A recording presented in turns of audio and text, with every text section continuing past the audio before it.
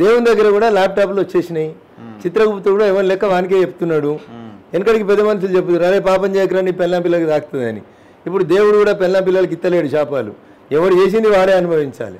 చంద్రశేఖరరావు గారు చేసింది, BRS party చేసిన అన్యాయం బీఆర్ఎస్ పార్టీలో ఉన్న నాయకులే అనుభవిస్తారు. ఇప్పుడు సో ఏ పరిధిలో మీకు మెజారిటీ వస్తుంది ఈ టోటల్ మెదక్ నియోజకవర్గంలో? దుబ్బాక, సిద్దిపేట, అన్ని చదివా నేను తెలుగులోని కొన్ని అదే అంటున్నా. సిద్దిపేట, దుబ్బాక, గజ్వేల్, పటాన్ చెరువు, సంగారెడ్డి. ఓకే, అన్ని వీళ్ళ బెల్ట్ లోనే చెప్తున్నారు కదా మీరు. వాళ్ళ బెల్ట్ ఎందుకైతే పటాన్ చెరువు నీలమ్మది ముదిరాజ్ సొంతూరు, వెంకటరామరెడ్డి సొంతూరు, తెల్లాపూరు, అట్లా వాళ్ళ ఊళ్ళో కూడా నేనే వస్తా అంటున్నా. సొంతూరు అంటున్నారు, మళ్ళీ ఆయనకు సంబంధం లేదు మెదక్ అంటే. ఆడికి వచ్చి జాగా మమ్మల్ని కబ్జా చేసుకునే జాగాలేదు. ఓకే, ఆయన ఇలా క్లెయిమ్ చేసుకుంటుంది నా ఊరు తెల్లాపూరు, రేపు నన్ను చచ్చిపోతే తెల్లాపూరులో పెడతారని చెప్పుకుంటుండు. సో ఎటువంటి అవకాశం వీళ్ళకి లేదని అంటారు. చూద్దాం.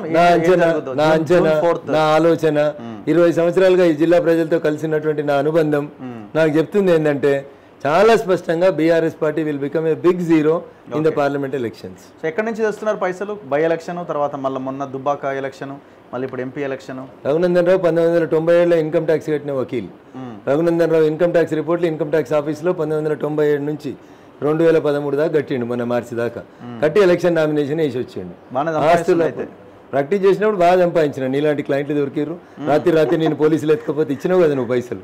అట్లా మస్తు మంది ఇద్దరు నాకు ప్రాక్టీస్ చేసేటప్పుడు. ఓకే, నువ్వేం ఇచ్చినావు అట్లా క్లయింట్లు కూడా గట్లే ఇచ్చారు. ఇప్పుడు ఎలక్షన్లో పోటీ చేయడం అంత ఈజీ కాదు. ఇప్పుడు ఇంతమందిని వెనకాల కూర్చోబెట్టుకోవాలి. ఇల్లున్నోళ్ళందరూ తీసుకున్నారు అంటలే. ఇల్లున్నోళ్ళందరూ దేవుని దయతోటి నాకంటే ఆర్థికంగా ఎక్కువ ఉన్నోళ్ళు, నాకంటే ముందు నుంచి రాజకీయాలు ఉన్నోళ్ళు, అవసరమైతే 4 రూపాయలు వాళ్ళ జేబులోకి వెళ్ళి ఖర్చు పెట్టి గెలిపించారు, ఎవరినైనా లీడర్ని చేసిరు తప్ప. ఈ గజ్వేల్ చాలా సంవత్సరాలు రిజర్వేషన్లు ఉండి, చాలా సంవత్సరాలు దళిత పెద్దలు ఇక్కడ నుంచి ఎమ్మెల్యేలు అయితే, వీళ్ళంతా ఇతర కులాలకు సంబంధించిన వాళ్ళు అయినా ఎవరు ఎప్పుడు 1 రూపాయి తీసుకోకుండా మా ఎమ్మెల్యే పలానా ఆయన గెలవాలనుకుంటే ఆయన గెలిపించారు తప్ప వీళ్ళు ఎవరు డబ్బులు తీసుకొని పనిచేసేవాళ్ళు కాదు. వాళ్ళకి డబ్బులు ఇచ్చే స్థాయి స్తోమత 2 కూడా నాకు లేవు. ఎంత ఖర్చు అంటే ఎమ్మెల్యేతో కంపేర్ చేస్తే ఎంపీకి ఎక్కువ ఖర్చు అవుద్దా? 95 లక్షలు అంటే అది వేరేలే, కానీ అది వేరే లెక్క, మనకు సంబంధం లేని లెక్క. అది మాకు సంబంధం ఉండదు. డోర్ టు డోర్ తిరిగినప్పుడు 500, 1000, 2000 ఇట్లా ఎమ్మెల్యే ఎలక్షన్లో ఖర్చు అవుతా ఉంటుంది. మా కార్యకర్తలకైతే ఇప్పుడు అట్లా ఉండదు కదా. బేసిక్గా అంటే నెరేటివ్ బిల్డ్ చేయడమే ఫోకస్డ్గా చేయాల్సి ఉంటుంది కదా. ఇప్పుడు డోర్ టు డోర్ పంచడం వల్ల ఏమైనా ఇంపాక్ట్ ఉండొచ్చా? పైసలు వంచుతేనా తెలియదు నాకు.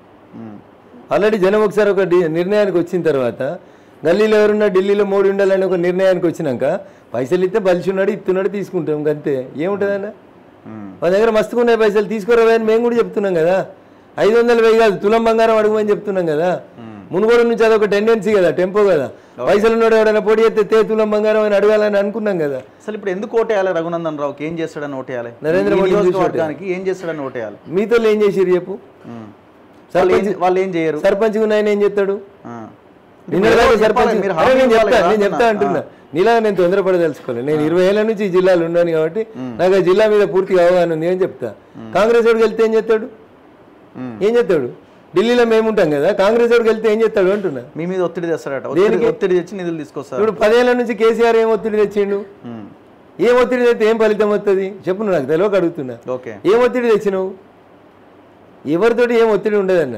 మాకు అబ్జల్యూట్ అధికారం వచ్చిన తర్వాత ఎవరు ఒత్తిడి చేసేది ఏముంటుంది? ఏముండదు. రాష్ట్రాలకు రావాల్సిన వాటాను రాష్ట్రాలకు ఇస్తాం. వెంకటరామరెడ్డి అన్నట్టు ఆయన భారతీయ జనతా పార్టీలో ప్రభుత్వం ఏర్పాటైన మరుక్షణం వెంకటరామరెడ్డి ఎక్కడ ఉంటాడో నువ్వు చూడు అంటున్నా. తప్పకుండా చెప్తాను నేను.